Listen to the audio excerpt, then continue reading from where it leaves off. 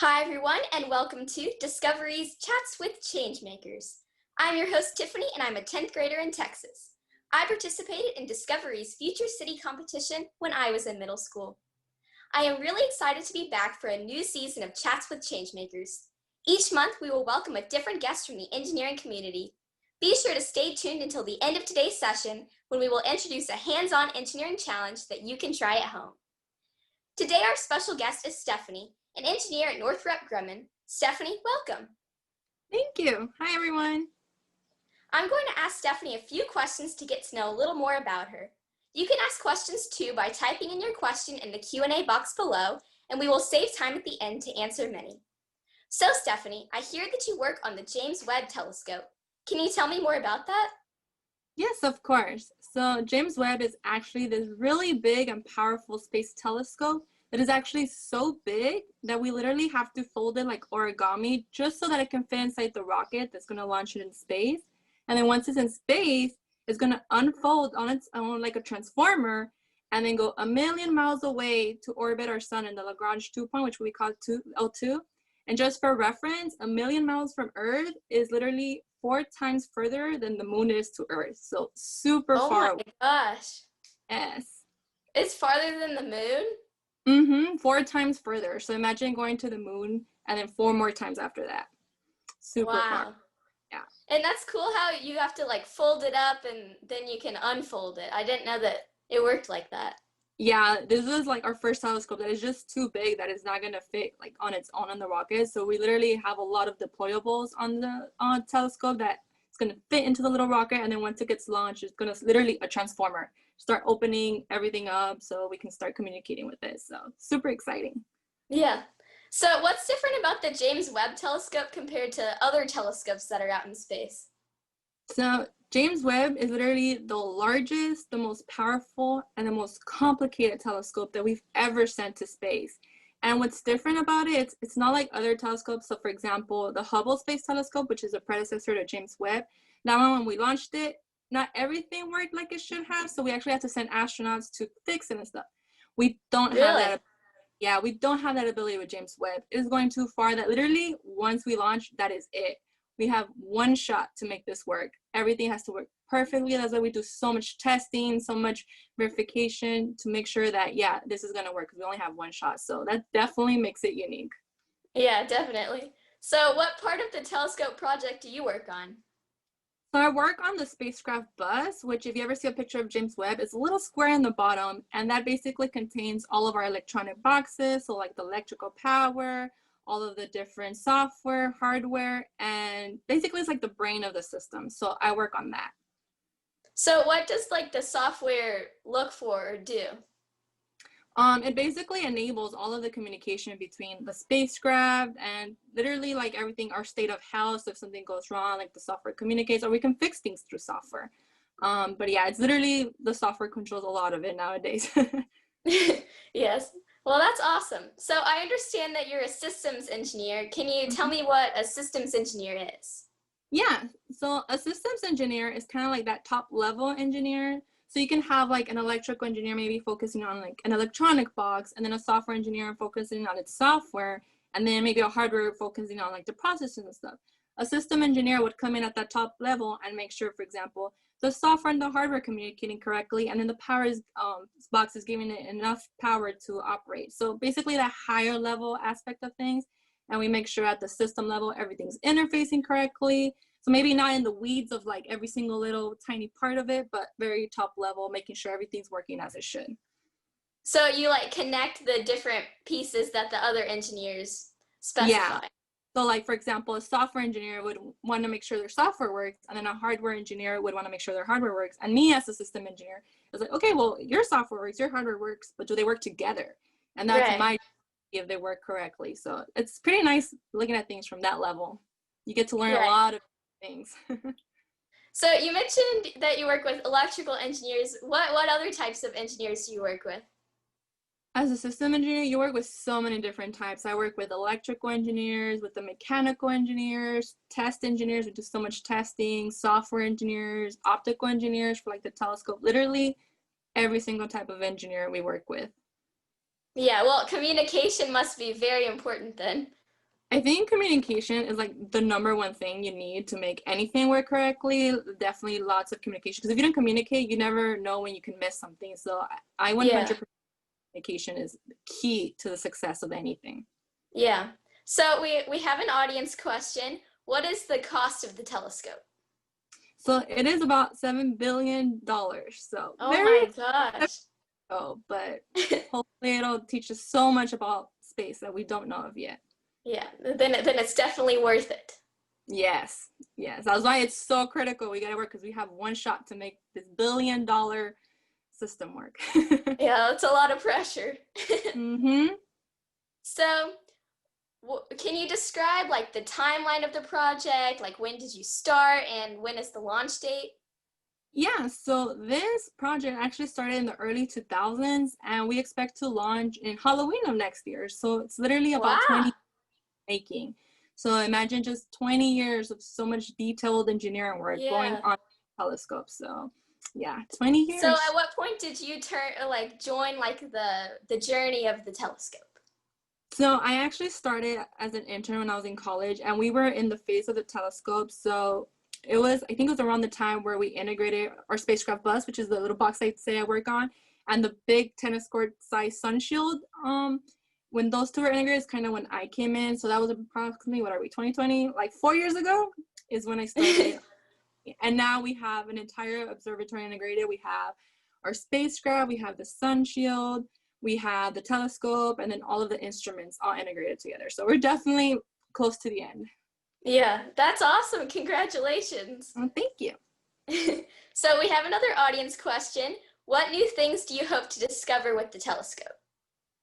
I think like a lot of people, I hope to hopefully discover a nice life somewhere else, and maybe even Yeah, hopefully something that can help us cure our own planet. Like you never know. I think that's definitely what I'm most looking forward to.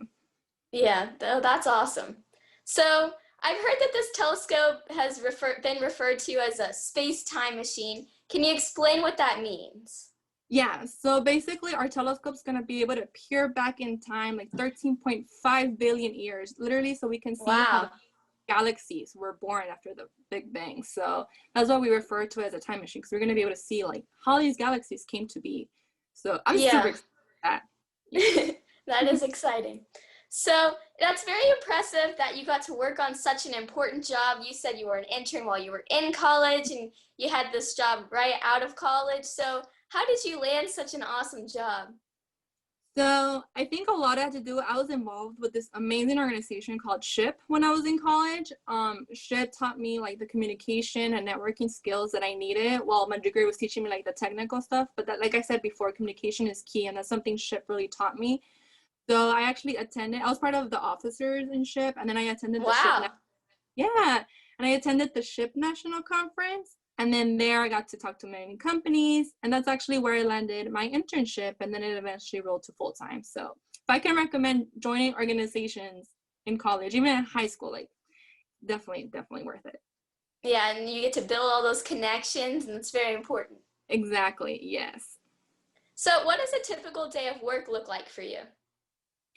I think typically a workday will include me looking at probably like one over thousands of spacecraft requirements and then looking at what it is, understanding what it's asking for, and then going through maybe the data from like a lot of tests we've done, analysis we've done, and making sure that indeed we meet this requirement. Because like I said before, we need to make sure this thing works. So I need to like have evidence that yes, we tested it, we know this functionality works.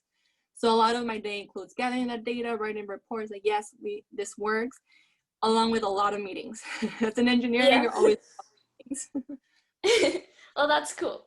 So, what is your favorite thing about your career? I mean, there's got to be super cool, but what's your favorite thing if you had to pick one?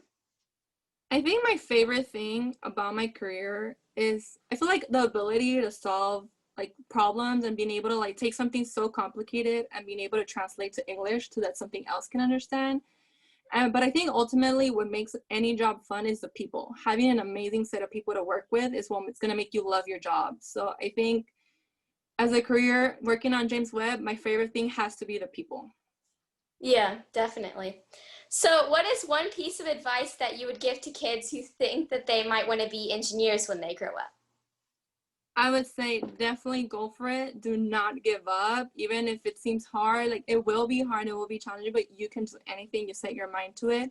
I would maybe even get involved if your school offers them with any STEM related clubs, or even go on YouTube, see any fun engineering activities like the one you will see later on today. I think doing things like that will definitely help you learn some skills, see if you really like it, but definitely go for it, or reach out to any people you might know. Like you can reach out to me anytime, or any engineers, kind of like to let you know what we do in more detail, or any questions you would have. So definitely network with people and go after it. Don't give up.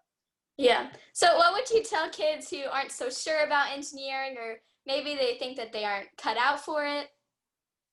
I would say definitely in anything in life, never believe that you are not cut out to do anything. You are capable of whatever you set your mind and heart to.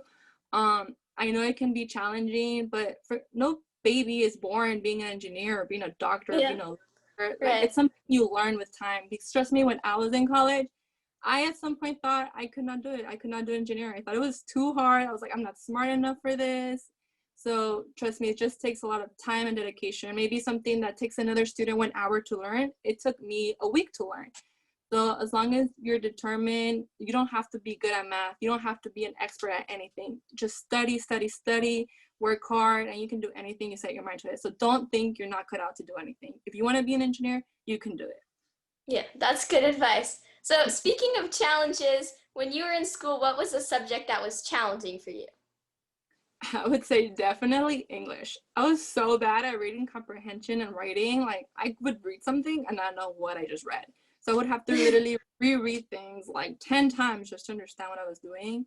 And then writing. I was always really bad at writing. In college, I had one English class. I had to redo my essays like 5 times to get a passing grade. Like writing was so difficult, but like anything in life, it just takes practice. And the more you do it, the more feedback you get from people. I think it always helps you grow. So it's definitely Yeah, gotten it was definitely challenging for me to growing up. yeah.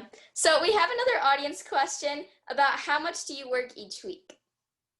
So the way it's laid out usually is Northrop actually offers a 980 schedule. So you work 9 hours a day, but you have every other Friday off. So I love that because every 2 weeks you get a 3-day weekend. So it's Yeah, however when there's any like testing, big testing involved, sometimes you do have to work a little more, but it's always super fun and yeah, but usually a normal 40-hour week.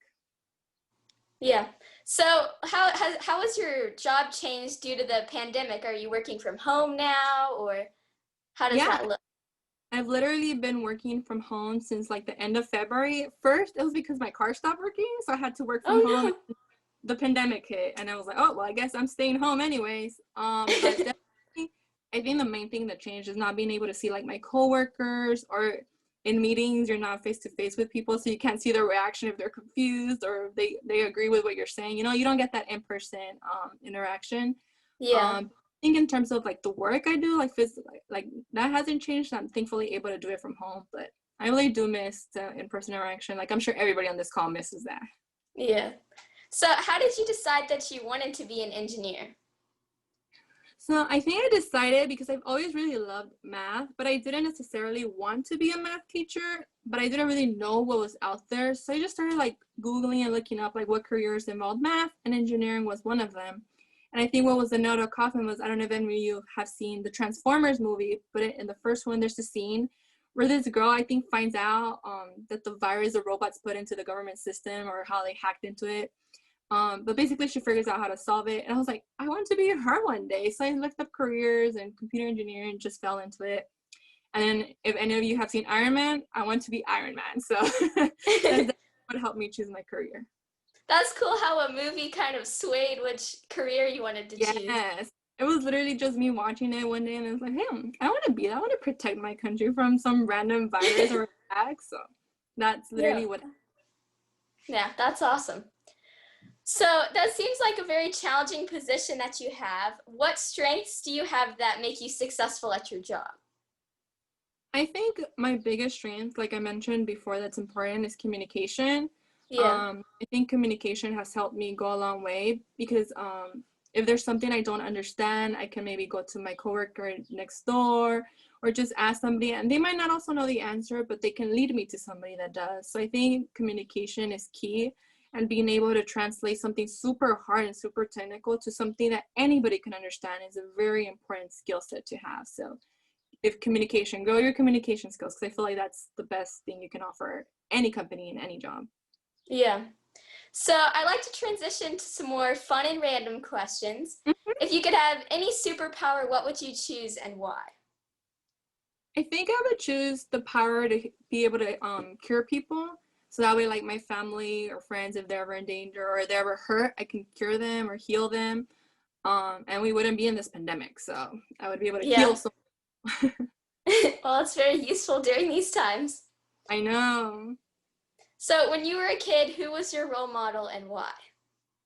I think when I was a kid growing up, my parents were definitely my role models. I wanted to be as hardworking as them, and I wanted to make them proud.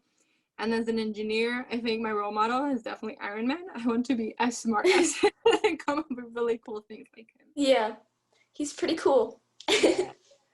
So what do you do when you're not at work? What are your hobbies and interests? Let's see. When I'm not at work, I love hiking. So I'm probably hiking some new mountain, some spot. I also love going to the beach for a run or for a walk. And then more than likely, I'm probably watching Netflix. Yeah, same. Mm-hmm. Do you have any pets? Yes, I have two little bunnies. One is named Aw. Elsa, character from Frozen, and then the other one is Luna, which is moon in Spanish. Oh, that's cute. Yeah. So we have another audience question. When do you launch the telescope, and what is your favorite part of working on it? So we launch, hopefully, fingers crossed, in Halloween of next year. So October 31st, 2021. And my favorite part of working on the telescope, I think it's definitely fun to work on something that has never been done before and something Yeah. that is so crucial because you know you have one shot to make this work. Definitely, it's a good type of pressure to have to make you be so detailed and specific.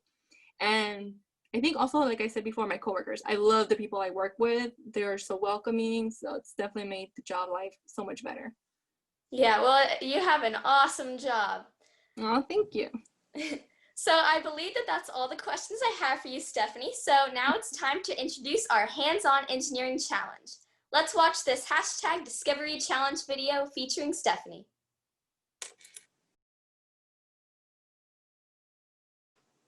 Hi, y'all. My name's Stephanie Hernandez. I'm an engineer at Northrop Grumman. Today, I am challenging you to think like an industrial engineer and create an assembly line to manufacture pens. Think of it as a pen factory. Take a look at this pen. How do you think a pen is assembled in a factory? What steps must happen for it to be built perfectly each time? The engineering design process is a good place to start as you take on this challenge.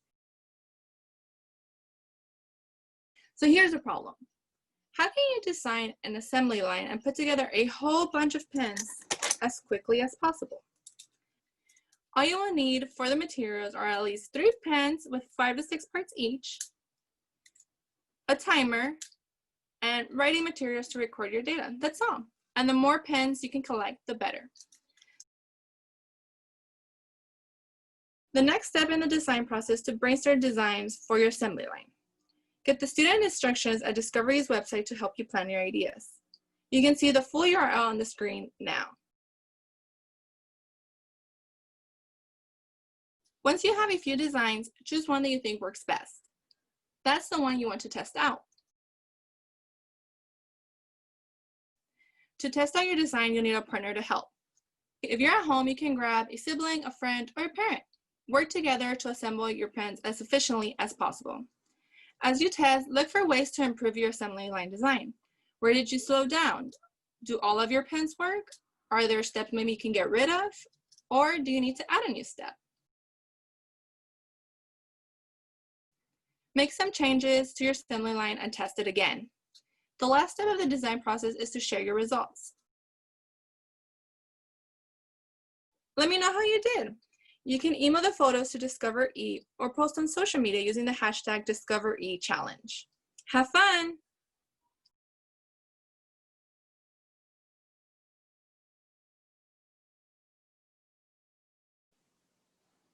I hope that you all will try this hashtag Discovery Challenge and be sure to share your results with Discovery. Thank you, Stephanie, for introducing this month's challenge and for joining us today. Thank you so much for having me. And thanks to all of you for tuning in.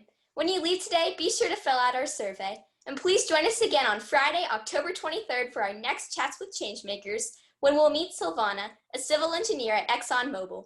You will all receive the registration link by email. Until next time, I hope everyone has a great time trying the #Discovery Challenge.